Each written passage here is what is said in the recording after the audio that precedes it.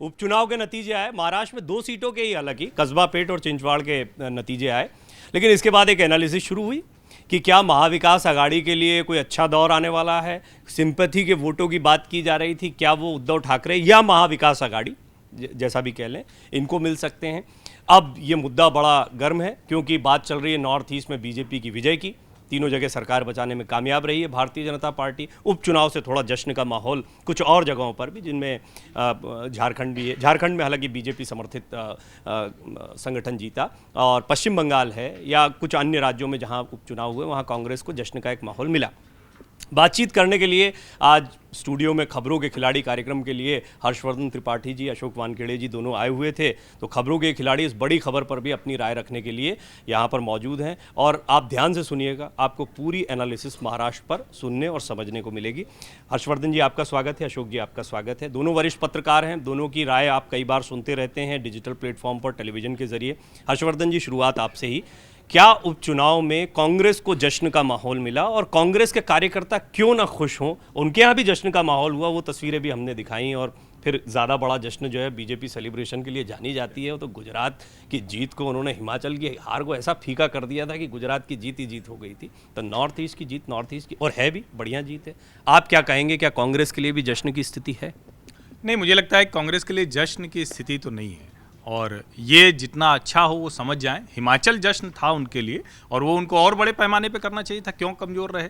लेकिन मूल बात ये है कि क्या कांग्रेस पार्टी जो छोटी छोटी, जिसको हम कहते हैं ना कि एकदम मृत्युशैया पर कोई पड़ा हो और उसको कहे कि नहीं नहीं वेंटिलेटर जो लगा है, थोड़ी हरकत आने लगी है, तो आप अगर उपचुनाव के नतीजों से कहेंगे तो कुछ हरकत दिखने लगी है, थोड़ा बीपी दिखने लगा है, थोड़ा दूसरे पैरामीटर जो होते हैं उसमें जीवन है, ये दिखने लगा। मूल बात ये है कि क्या अब कांग्रेस पार्टी, जिसको हम एकदम उस भाषा में कहें कि क्या ऐसी दवा, ऐसा कोई नया सिस्टम, ऐसा कुछ लेकर आ पाएगी, ऐसा कुछ बढ़िया पोषक खिला पाएगी राजनीतिक तौर पर, जिसको एजेंडा के तौर पर कहते हैं, दांव पेच कहते हैं, कि जिससे वो उठ खड़ा हो जाएगा, या उस पर बना रहेगा, बीच बीच में कुछ थोड़ा ऊपर नीचे होता रहेगा, उसमें खुश होते रहेगा। थोड़ा थोड़ा ऊपर नीचे हुआ है, या आपको लगता है कि ये बूस्टर का काम करेगा? नहीं, मैं इसमें बाई इलेक्शन के काफ़ी नतीजे, मतलब 3-4 राज्यों के हैं।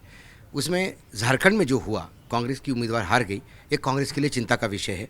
वहाँ सत्ता परिवर्तन बीजेपी जो लगी हुई है, हो सकता है कि अगली सरकार उनको, मतलब मैं उस सीट से मैं आकलन कर सकता हूँ कि वहाँ बीजेपी स्ट्रांग हो गई है, क्योंकि सत्ता में होते हुए जनरली बाई इलेक्शन लोग हारते नहीं। फिर लोग कहते कि यूपी में भी ऐसा ही हुआ था, सब हार गए थे, लेकिन फिर यूपी में वापस आ गई, तो फिर हिमाचल में भी सब हार गए थे, तो हिमाचल में वापस हार ही गए। ये भी एक उदाहरण है। सवाल ये है कि उसके बाद आप चलिए बंगाल में तो खाता ही नहीं था कांग्रेस का, वहाँ तृणमूला के गढ़ में जाके यदि वो सीट निकाल लेती है और मुस्लिम बहुल एरिया से जाती है, तो क्या मुस्लिमों ने कांग्रेस का फिर से पक्ष लिया? ये मैं लॉन्ग टर्म में सोचता हूँ, यदि ऐसा ही गठबंधन ममता को दिखाई दिया कि ये कांग्रेस और लेफ्ट एक होकर मेरे को तकलीफ देती है, तो वो बीजेपी के साथ जाने में उसको कोई परहेज नहीं। पहले भी एनडीए के पार्टनर रह चुकी है वो, तो वो क्या होगा 2024 में, ये भी एक आकलन हो सकता है। लेकिन तमिलनाडु में उनकी सीट थी, सरकार थी, वापस आ गई, वो बहुत ही ईजी सीट थी, और विपक्ष भी कोई उतने ताकत से लड़ा नहीं वहाँ पे, और बीजेपी का कोई लेना देना नहीं। अरुणाचल का तो वो अनअपोजी हो गया। लेकिन महाराष्ट्र का मैं इसलिए कह रहा हूँ कि महाराष्ट्र में बाकी जगह पे, कर्नाटक में सरकार टूटी, नई सरकार बनी, और फिर सरकार कंटिन्यू रही। इन सरकार ने मान लिया कि भाई ये है। महाराष्ट्र की सरकार की अभी तक सुप्रीम कोर्ट में केस चल रही है। महाराष्ट्र की सरकार अभी तक ये नहीं कंफर्म कर पा रहा है कोई कि ये सरकार कंटिन्यू रहे या नहीं। इसी वजह से वहाँ मंत्रिमंडल का एक्सपांशन भी नहीं हो पा रहा है। जो मंत्री है वही है, और उसी के भरोसे सरकार चल रही है। उसके बाद पहला बाई इलेक्शन हुआ, बीजेपी ने वॉकओवर दिया। उसके बाद विधान परिषद के चुनाव हुए, बीजेपी बुरी तरह से हारी, ये गठबंधन हारा। उसके बाद ये जो कस्बा की सीट थी, ये कस्बा की सीट बीजेपी को रिटेन करनी चाहिए थी, क्योंकि एक सेंटिमेंट होता है कि भाई हमारी सीट है, सत्ता में हम ले लेंगे। वहाँ पे 33 साल बाद, मतलब रामभाऊ माळगी जिस सीट से लड़े हो, मुक्ता टिळक, बापट, और बापट तो बेड पे थे, हॉस्पिटल में एडमिट थे, व्हील चेयर पे आके प्रचार कर पा रहे थे, मतलब इतना बुरी तरह से कर दिया था। उसके बाद भी ये हारी। इसका कारण तो देखना होगा, हार्डकोर सीट आपकी कैसे हारते हैं आप? क्या वहाँ लोगों की सिंपैथी टर्न हुई? क्योंकि जब कई जगह में अकोला में शिवसेना नहीं है, वहाँ बीजेपी और आम्बेडकर इनका आमने सामने होता है। आम्बेडकर के पास जिला परिषद है, बाकी बीजेपी के पास है। अकोला में जब मैं गया तो मुझे बाकायदा ऑफिस बियरर से कह रहे थे कि बीजेपी के लोग शिवसेना के बारे में बोलने रहे, ये गलत हुआ, ये होना नहीं चाहिए था। ये एक सिंपैथी आ रही है। दूसरी बात जो महत्वपूर्ण देखता हूं मैं, चिंचवड़ वाली बात।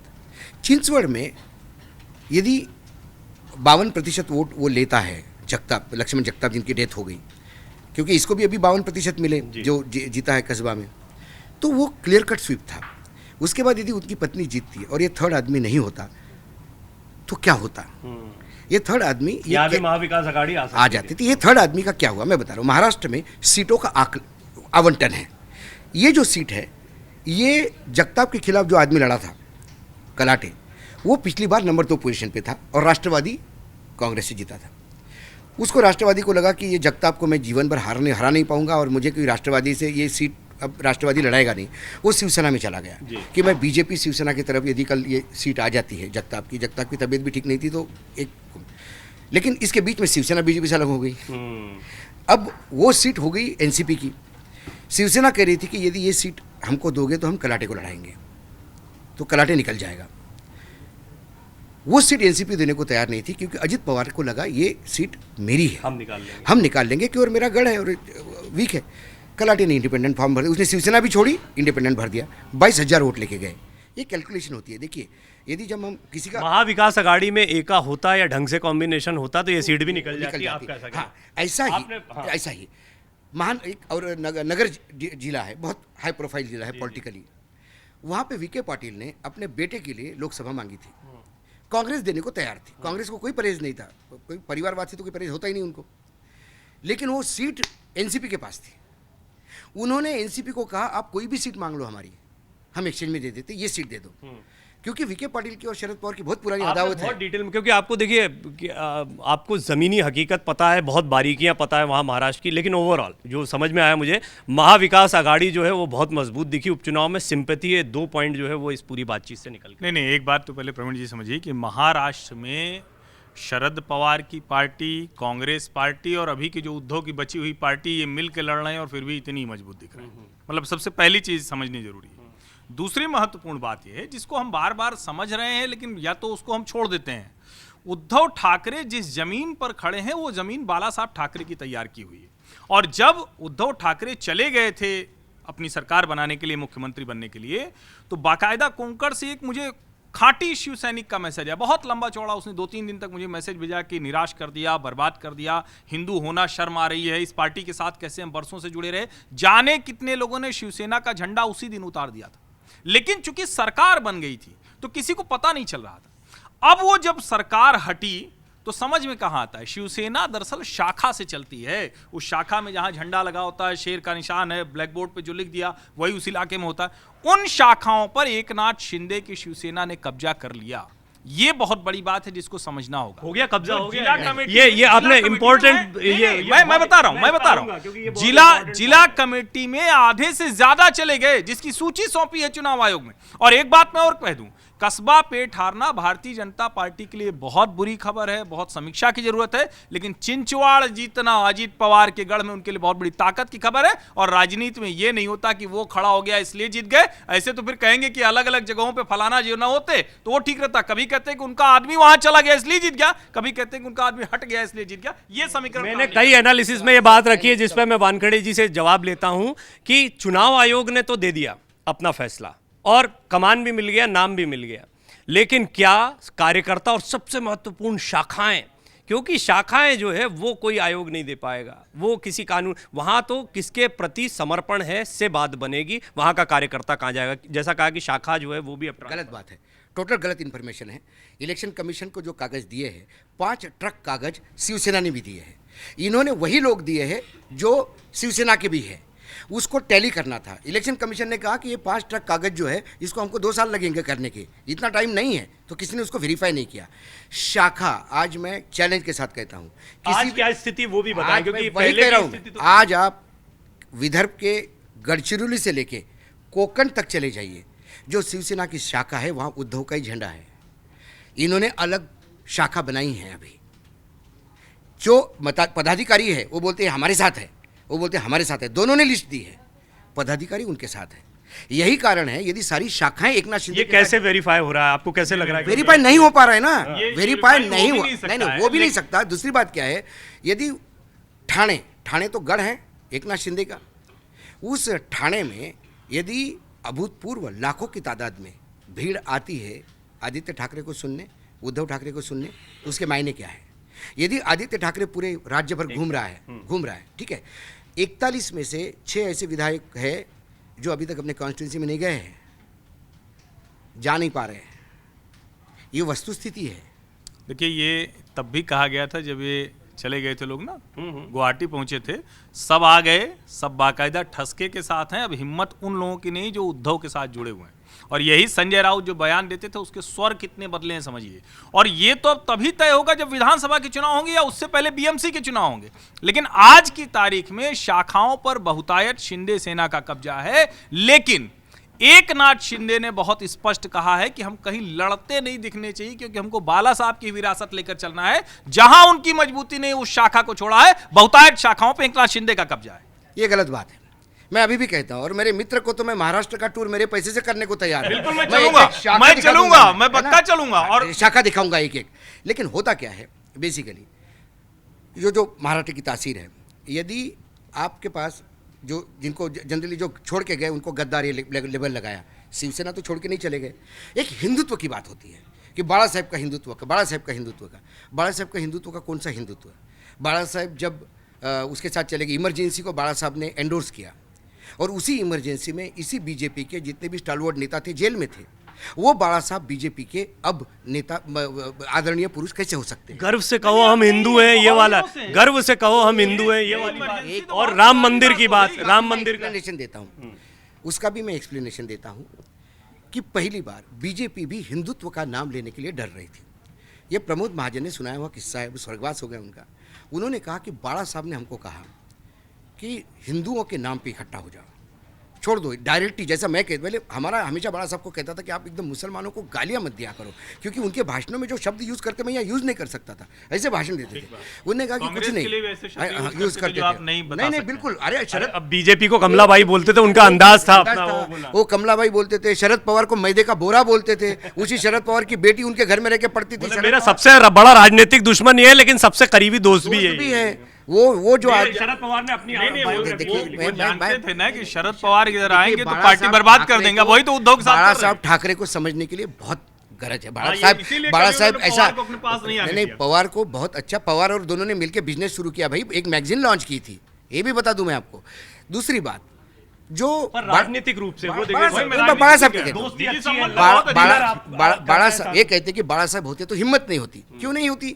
बाला साहब होते हुए छगन भुजबल गए, बाला साहब होते हुए नारायण राणे गए, बाला साहब के सामने भी लोग गए, बाला साहब होते हुए राज ठाकरे गए, बाला साहब के सामने भी चले गए। तो क्या इनकी हत्याएं हुई? नहीं हुई। सिर्फ हत्याओं का दौर दिघे साहब के यहाँ चला, जो एक कारपोरेटर छोड़ के गया, उसकी हत्या हुई, इसके लिए उनको लेबल लग गया कि शिवसेना छोड़ के जाओ तो ये हत्या करते हैं, गद्दारों को माफ़ नहीं किया जाएगा। वो उनका जो एक टैगलाइन थी वो थी। लेकिन बाय एंड लार्ज मैं तो कहता हूँ कि म्यूनसिपल कॉर्पोरेशन की इलेक्शन होने दीजिए। म्यूनसिपल कॉर्पोरेशन की इलेक्शन क्यों नहीं हो रहे हैं? सवाल उपचुनाव का बीएमसी पर कितना असर पड़ेगा और क्यों नहीं हो रहे हैं? 2 सवाल। नहीं, निश्चित तौर पर उपचुनाव का असर तो पड़ेगा ही, लेकिन मुझे लगता है कि बीएमसी का चुनाव एकदम अलग है। और ये बात भाऊ भी जानते हैं, महाराष्ट्र की राजनीति से बीएमसी की राजनीति एकदम अलहदा रही है, कोई वास्ता नहीं रहता है। शिवसेना वहां कब्जे में रहती थी, पूरे महाराष्ट्र में कहीं दिखती नहीं थी। तो मुझे लगता है कि बीएमसी का चुनाव अलग होना है, और सचमुच इस बार बड़ी चुनौती होगी, क्योंकि बॉम्बे में जिस तरह से शिवसेना है, जिस तरह से शिवसेना मूव करती है, वो कैसे दिखेगी, ये सबके लिए एक सवाल है। और मुझे लगता है कि वही तय भी करेगा। मैं अभी ये नहीं कहूंगा उद्धव का कांग्रेस के साथ जाना हिंदुत्व के एजेंडे से दूर करने वाला है। और अब वो अगर उद्धव ठाकरे इसी तरह से राजनीति करते रहे तो उनकी राजनीति कमजोर होने वाली है। वो गठजोड़ करें, बाद में लड़ते रहें, लेकिन अपनी राजनीति को अपनी तरह से करेंगे तभी सफल हो पाएंगे, नहीं तो मुश्किल होगी। जिस बाला साहब ठाकरे जी ने इमरजेंसी को एंडोर्स किया था, उसके बाद भी वो बाला साहब का तथाकथित तो वो वाला हिंदुत्व, इमरजेंसी को एंडोर्स करने वाला, यदि बीजेपी को चल गया तो फिर ये हिंदुत्व क्यों नहीं चलेगा? सीधी बात है। आपको लगता है उद्धव का महाराष्ट्र ये हिंदुत्व की गणित नहीं है। महाराष्ट्र हिंदुत्व की ये थोड़ा नया है मेरे लिए। ये मतलब महाराष्ट्र मराठी माणूस कोंकण का आदमी सुनेगा नहीं, आपकी बात सुन के वो कह रहा होगा कि शिवसेना को तो कतई नहीं देना है। मेरी पूरी ये वाला नहीं चला भाई, ये वाला तो कहीं हो ही नहीं सकता कि महाराष्ट्र हिंदुत्व की राजनीति, पूरी छत्रपति शिवाजी की पूरी विरासत सब उसी पे चलता है, और कौन सी राजनीति। एक सेकंड हो गया आपका। महाराष्ट्र की राजनीति बाला साहेब ठाकरे की जो नींव थी वो मराठी अस्मिता पे थी, क्योंकि बाहर के लोगों का जो अंडरवर्ल्ड के लोग आए थे, खासकर मुदलियार वरराजन है ना, बजाओ लुंगी भगाओ लुंगी है ना, तो महाराष्ट्र की अस्मिता के ऊपर से शुरू हुई। अब बात क्या होती है, अब जो ग्राउंड लेवल पे आप सुनने जाओ, ये मैं लोगों को कोट किया है, मैंने एक दो को बोला तुम्हारा नाम लूँ क्या, तो बोले लो ना, क्या फ़र्क नहीं पड़ता। मैंने पूछा कि क्या हुआ कस्बा में, उन्होंने कहा कि छत्रपति शिवाजी महाराज ने 2 बार सूरत लूटी थी औरंगजेब की, किस लिए, महाराष्ट्र को धन चाहिए था। गुजरात अब आजकल औरंगजेब का बदला ले रहा है, 2 बड़े प्रोजेक्ट। अच्छा, ये बड़े प्रोजेक्ट जो गए ना, एयरबस वाला है, फॉक्सकॉन का है, ये क्या मुद्दा बनेगा? अच्छा, ये मुझे बताइए, बुलेट ट्रेन कहाँ से कहाँ चल रही है? महाराष्ट्र गुजरात को जोड़ रही है। अभी